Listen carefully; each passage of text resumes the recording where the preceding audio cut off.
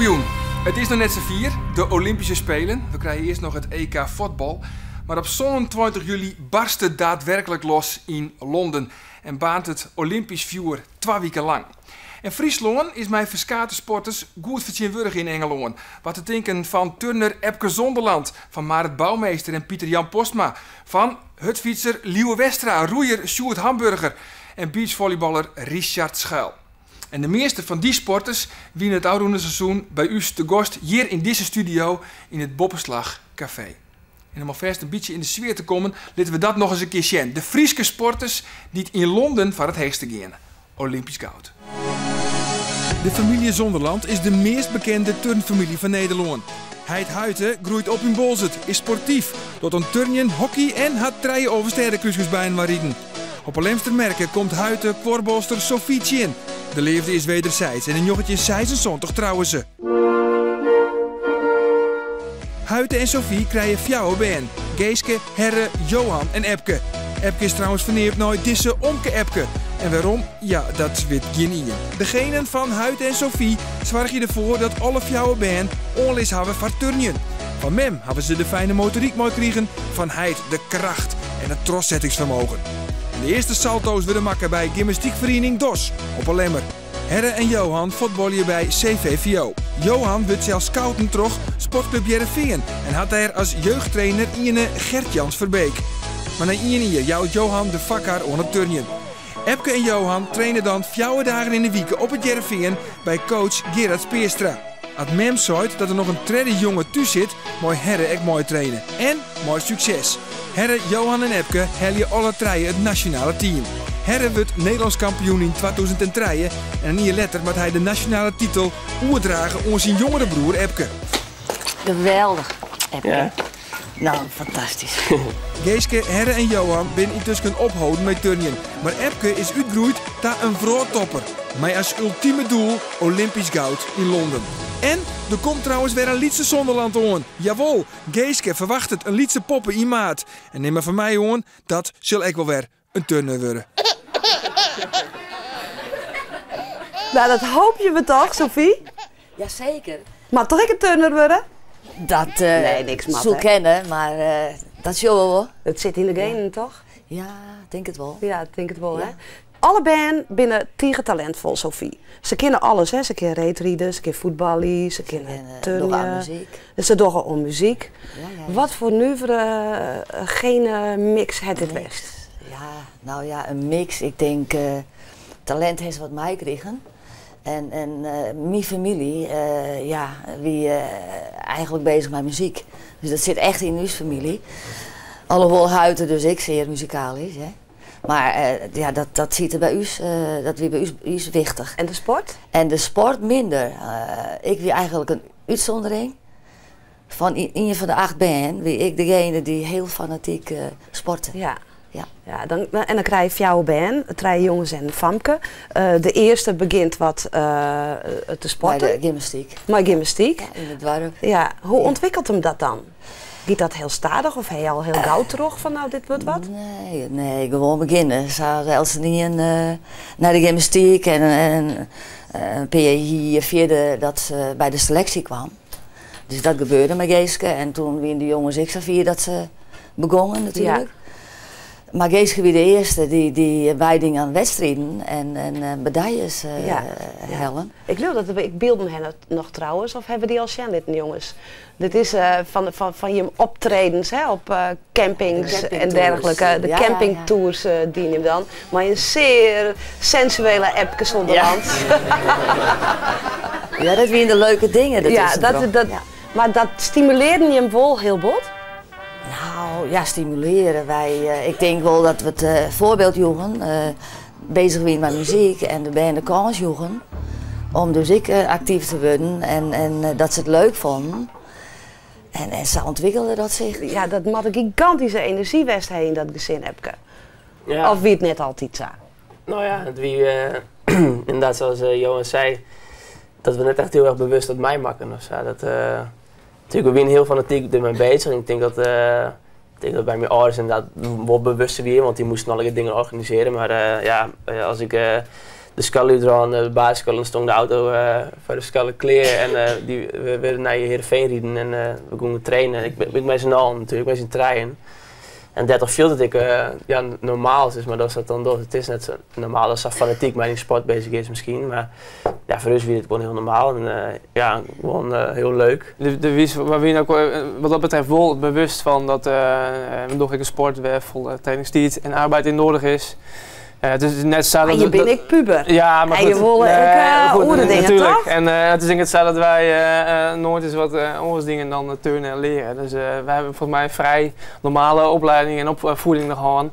En ik hoor dingen in de vrije tijd, dingen die ben ik door en pubers. Dus nee, wat dat betreft hebben wij volgens mij net heel veel mist wat dat betreft. Nee, Herredo is haast er al bij, hè? Ben je nog vaak bij wij? Ja. Olympische Spelen Peking weekend net bij? Nee. Nee, daar winnen wij weer bij. Zullen we dat even share later nog? Oh, ja. Heel leuk. Van, dan weten de mensen thuis voort hoe die belutsen niet hem uit. Ja. Kom op! Kom op! Kom op! Kom op! Ah, shit. Kom op! Kom op! Kom op! Kom op! Goed staan. Kom op! Nee, hij maakt niet de combinatie. Hij doet een extra dubbel salto. En maakt ligt ernaast.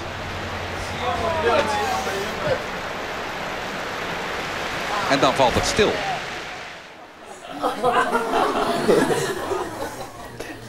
Oh, het is echt verschrikkelijk, hè? Ja, toen ik het van de midden weer uitzocht, het weer een verschrikkelijk moment, maar wat voor je 1000 keer erger wezen. Ja, op dat moment, hè? Ja, dat wie dat moment inderdaad. Op een gegeven moment heb ik die hele tevreden na 4 minuten volgens mij al. En dus dan wie ben wij dan om er nog meer uit te treuren dan hij zelf. Dus hij al snel weer te beseffen, super, het was een hele mooie ervaring in de finale hellen en hij was heel dichtbij, iets heel moois. Het is hartstikke mooi dat hij nou de herkansing krijgt. Richard Schuil is een beachvolleyballer. En als Schuil aansmaaidot onder de Olympische Spelen, jet hij thuis in dit illustere rijtje met sporters. Henny Dompeling, Mark Neleman, Arie de Jong en Nico Rinks. Ze dienen alle jaar 4 keer mee onder de Olympische Spelen. Schuil komt uit een echte volleybalfamilie. De broers René, Erik en Richard beginnen hun volleybalcarrière al jaar bij volleybalclub Bilgaat. Schuil speelt bij Snits, Apeldoorn en verhuist naar Maaseik in België. Schuil is succesvol in Italië en speelt bij Ferrara, Macerata, Tarante, Padova, Ciuaide, Colle en Modena. Dan kreeg ik nog aanbiedings van Quattro Stazione, Bolognese en Calzone, maar Richard mist de boerenkool en komt weer rond naar Nederland. In 1996 maakt het Schuil zijn Olympisch debuut met de volleybalploeg. En je mag je wel stellen dat dat vod een succes is. Ja hoor, Nederland wint met 17-15 de 5e set. In 1997 wordt Schuil Europees kampioen. De Spelen in 2000 en 2004 worden geen succes. Schuil stapt oer naar het beachvolleybal. TRM als je maat Rijn de nummer door winnen zij als eerste Nederlanders een World Tour wedstrijd in Bahrein. Ze winnen in totaal zo'n World Tour wedstrijd en worden 3 keer Europees kampioen. Op de Olympische Spelen in Peking binnen ze medaillekans hebben, maar ze worden in de kwartfinale uitskekelen. Het hier en hij wordt Schuil uitroepen tot Most Outstanding Player van het jaar. Schuil gaat nou op voor zijn 5e deelname onder Spelen. Ook roeier Diederik Simon en hockeyer Teun de Nooijer komen haast op 5 deelnames. De vraag is dus, waar krijgt haast eer om uit de vlaggen te rennen? Ja, de openingsceremonie aanzet bij de Olympische Spelen in Londen. Lid wil ik gewoon voor u en Richard daar stoot daarbij bist bij de Olympische Spelen in Londen. Is dat sowieso een item voor jou, het dragen van de Nederlandse vlaggen? Zoals het een eer vinden bijvoorbeeld? Ja, zeker. Het is een grote eer. Ik bedoel, als je die kans krijgt, Olympische Spelen, dan zou ik het meteen doen. Ja, er zijn natuurlijk meer kanshebbers. Ja. Maar ik ben er één van, dus als ik die kans krijg, doe ik het meteen. De Olympische Spelen in Londen, nou dat zal wel weer een zenuwachtige bedoeling worden dan voor jou, of net? Ja, meestal... Zou je er al uit of net? Dit jaar is ze erbij, hoor. Maar ze kan niet meer een rondje gaan lopen, want hij daar in dat stadion zit, daar in Londen. Kijk, vroeger als het spannend werd, thuis, dan ging ze de deur uit en dan ging ze een blokje lopen in de buurt. Nou, dat komt goed uit, want daar hebben we beelden van de kwartfinale hebben ze mij in Peking. De kwartfinale, die Georgische Braziliaan, dat wie het nevens mij. Laten we er even naar zien. Ik kan er beslist niet tegen. Dat is heel raar, maar meestal loop ik hier dan door de buurt. En dan kom ik wel na een kwartier, 20 minuten wel weer even om de hoek om te zien hoe de stand voor ligt. Ja, weer goed verdedigd daar achterin. Krijg je er warm van, ome Jules? Ik krijg er warm van. Even de spanning eruit roken. Hi. Nou, kom op. Ja, dat is goed. Ach. Wat doe je nou? Die is helemaal de kluts kwijt. Ja, die is helemaal verslagen. Oma. Ja, oma. Ja, oh nee, nou, dit is niks. En oh, wat erg. En krijgen ze nou helemaal geen medaille? Ik zei nee. Zonde. Ja, dit is voor het eerst dat zo dit Just, hè Richard? Ja, nooit eerder gezien, nee. Nee, dat wij ook niet weer. Nee, ik wil het ook eigenlijk niet zien. Nee. Ik heb die wedstrijd ook nog nooit teruggezien. Ook. Nee, dat was denk ik gewoon net meer. Nee, die kwartfinale in Peking. Dat was grote domper was dat. Ja, hè? Ja, maar er is natuurlijk revanche, Helje. En je leidt vanzelfs een geweldige gouden medaille op tafel. Maar wat is er mogelijk in Londen? Ja, alles is mogelijk. We staan 5e op de Olympische ranking. Dus dat is behoorlijk hoog. Maar, een gouden medaille, je hebt daar de mogelijkheden? Ja, het hoort tot de mogelijkheden, ja. Het is niet meer ons doel. 4 jaar geleden wel. Toen gingen we er echt heen om goud te halen. Dat is toen niet gelukt. En nu gaan we erheen om, met een ander doel. Net voor de lol? Niet voor de lol, nee. Maar wel gewoon om zo goed mogelijk te spelen. En we gaan wel voor de medailles. Liewe Westra is hikke en tuin in Moenijn en begint met fietsen bij het fietsvereniging Otto Ebbens. Liewe zijn broer Jan Hendrik fietst ook. Al is Jan Hendrik krek net goed genoeg om prof te worden. Liewe is een talent, maar shot dat er meer is in het leven. Om dat alles te vertellen, wordt hij strijdmaker. Pas op zijn 20ste pakt hij het fietsen weer op. Liewe komt bij Krolstone, een team uit maar de topklasse van het fietsen. Hij ontwikkelt hem goed en vakantsolei meldt hem van Westra. Fot mij Westra meidwaan onder Vuelta en met de Anno Wallard Memorial en met de Ronde van Picardië belaat hij zijn eerste profowinnings. Westra is een opvallende en sterke rieder en krijgt Sassin bijnamen het beest. Liewe wint de proloog in de Ronde van België, een grote koers in Frankrijk met de naam Loire Atlantique en wint haast de driedaagse van de Pannen. Ont deze weken wordt Liewe vooral zoen als tijdrieder. Hij wordt ik 8e op het WK van Vlinier. Maar als je het erop rekent en als een dubbeltje uit een wasken, wint Liewe vrienden weekend toonje in een bergetappe in Parijs-Nice. Hij liet grote namen als Valverde, Wiggins en Koenigo efter hem en op een hiernij wint hij krek net het klassement. Maar hij wordt wel heel vertjeselijk tweede. En nou is hij de op 3 beste hutfietser van de wereld. Wow, dat ziet er mooi uit, Liewe. Ja, super hè. Super. Ja. Ja, hoe is het nou met die paar dagen na? Ja, op zich wel goed. Ja, druk. Dus weinig tijd gewoon om te fietsen, maar ja, het gaat goed. Dus ik ben nog een beetje leef nou, maar na je dan wordt het wel beter denk ik. Ja, want wat komt er hoe je heen na zo'n geweldige prestatie? Ja, protte drukte. Dus protte media. Dus ik ben snel in de nacht toen ik thuis kwam. En vanaf dat moment is het druk, heel druk.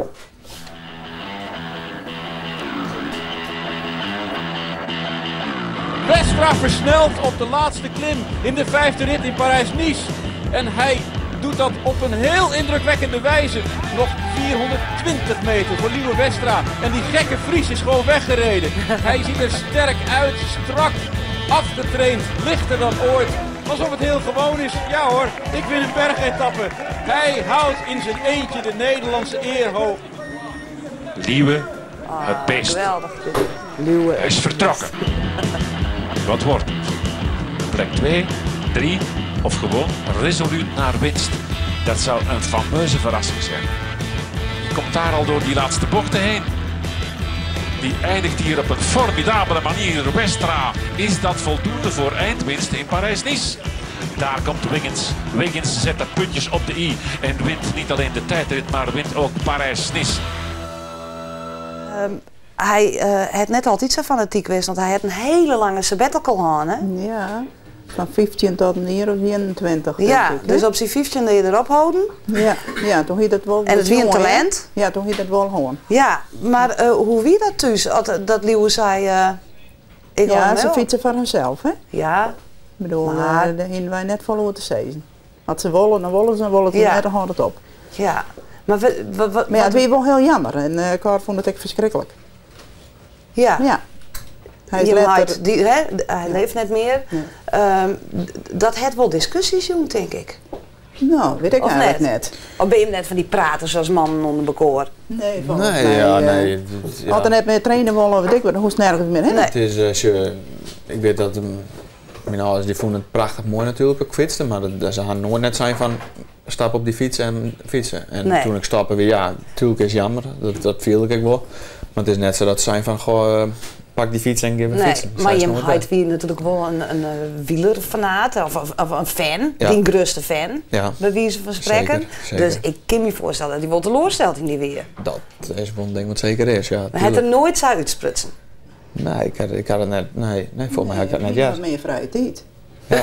Hij hoefde net meer alle... Hij hoefde net met stoffen. Nee. Door, dan moest vreeds de koelboxen en alles moest kleren en dan naar de wedstrijd. Ja, dus, want Jan Hendrik... Ja, maar die is letter begonnen, hè? Die is letter begonnen? Ja, die weet al weer. Ja. Maar in zo'n hutfietsfamilie, dan stiet het helemaal in het teken van... Ja, maar ik had vroeger zelf ook fietst. Ja. Die is ook op latere leeftijd begonnen bij wedstrijden bij wielervereniging Snits. Ja. Dus ze gingen altijd mee. Jan Hendrik, wie is ik hutfietser en Liewe kwam erachterom en ik. En daar hebben we nog echt hele leuke opnames van. Even jaren wat je hem toen zei. Ik ben Liewe Westra, ik ben 15 jaar oud en ik kom uit Monijn. Hoeveel prijzen steen je nog achter die? Ik ga ze wel steld, maar voor mij is een stuk of 103 of zo ga ik geteld een keer. En Takemeer, hoeveel is die er dan? Ik ben nou nieuweling, dus ik krijg eigenlijk helemaal geen bekers meer en meer prijzen geld. Dat ga ik vol weer even trouwens, maar... Wil je een prof worden? Ja, dat wil ik heel graag worden. Ja, het kan wel, ja. Ja, er is net volop plak. Ik ben net volle renners die het hebben. Het is eigenlijk een uitzondering, maar ja, ik hoop het al. Jan Hendrik en Liewe en beiden wouden je een profrenner worden. Nou, dat is dus een van die uitzonderingen. Jan Hendrik, waarom is het met die net slagen? Ja, allerlei factoren. Wat, op een gegeven moment dan maar die keuzemindje van, wil je dit? Ja, je zo wat van opofferingen dat je ervoor doet, dan dat wordt alweer, maar al je een beetje mee zit. En op een gegeven moment ga ik zeggen van, ik ga aan het werk en op een gegeven moment ging ik zin en dan komt fietsen op tweede plak. Of derde plak.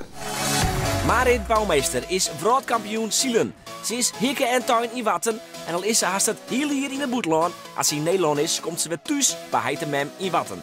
Op haar zondag stapt ze voor het eerst in een zielboot in een Optimist. Ze zielt bij wettersportvereniging Frisia in Grauw en wordt enthousiast door zielcoach Karel Lantermans. Broer Roelof en zus Anneke zielen ook, maar Marit is de eerste die op haar 12e in de kernploeg komt. Hij kon er net inhalen, je krek. Loser! Maar het wol liep ons net verder in het zielen. Dan moet je namelijk de fitte zien en dat vindt ze net sexy. Ze wordt toch Nederlands kampioen en verhuist het naar Skeveringen. Maar het wordt spotvrouw van Barsterhem. Wint 2 keer de Connie van Rietschoten trofee als beste zieler van Nederland. Ze krijgt bij Mark Littlejohn een coach die haar talent shot. She's really good. Actually, we want world domination. En hij had gelijk. Ze wint in 2009 haar eerste wereldbeker. Wordt tweede op het WK in Schotland. Begint met het domineren van de laserklasse en wint wereldbekers in Medeblik en Weymouth. Ze wint de Pre-Olympics. Is al 2 jaar de nummer 1 van de wereld. En belibbert haar hoogtepunt dit weekend. Ze is nou de beste van de wereld. En dat nemen we dus de vrouw domineren, of net, Marit? Of moet er dan nog meer gebeuren? Ja, sowieso. Het is eigenlijk natuurlijk een tussenstap voor volgend jaar de Olympische Spelen. Maar ik ga dit jaar 4 evenementen die ik wil winnen en ik ga zo hier doen. Dus wat dat betreft ben ik wat tevreden. Best wel redelijk dominant. Ja. Ja, zeggen we dan. Pieter Jan Posma is vice-wereldkampioen. Hij krijgt het zielen mooi fascinheid, maar ik dezelfde jeugdcoach als Marit, Karel Lantermans. Hij doet de zeevaartskwallen op Skilge, bloed wel zielen, maar hij wil krek net de Olympische Spelen in Athene. Hij maakt het zijn studie aan en beziekt hem te plaatsen voor de Volvo Ocean Race. Het slag het net en hij gaat oer op de Finboard. Hij wordt tweede op het WK, maar het wol maar net klikken met zijn coaches en de wettersportboen En de Olympische Spelen in Peking worden een teleurstelling. Hij gaat alleen naar verder, reizigt naar zijn wedstrijd in een eigen VW-bus. Hij verhuist het waarom naar Jout. Tot de studie technische bedrijfskunde is weer vreun maar de zielboen. En stap voor stap gaat het beter. En komt hij waarom? Daar werd hij het bij de vrouwtop. Maar is beloning dit weekend de tweede plak op het WK. Ja, meestal racen we wat verder van de kant af. Ja. Maar deze keer zaten we er dichtbij en was het Jule en PJ. Oh, heerlijk. Hè? Ja. Maar het ging nog mooier wijze kinderen, hè? Ja, 1 puntje op nummer 1. Ja. Ja, want dat is bij een beiden, er ziet zo'n lieds verschil tussen. Dus ik zou oorsom wijze kinderen do eerste en do tweede. Ja. Maar ja, het wie net zo. Het lijkt het me best wel een intensieve sport. Punt 1 financieel. En punt 2 qua tijd. En ze gaan jong de vrouw toe. Hoe is dat voor je? Ja, China hebben we gewoon, dat we al heel lang voort. Maar vroeger weer het, je moest naar de Lemmertaal of naar Harlingentaal of op Snitsemar. We hebben in Grauw een club opstarten. En dus tenslotte is de jeugdclub van Frisia is daar hier ik al aanwezig. Uit tak komt.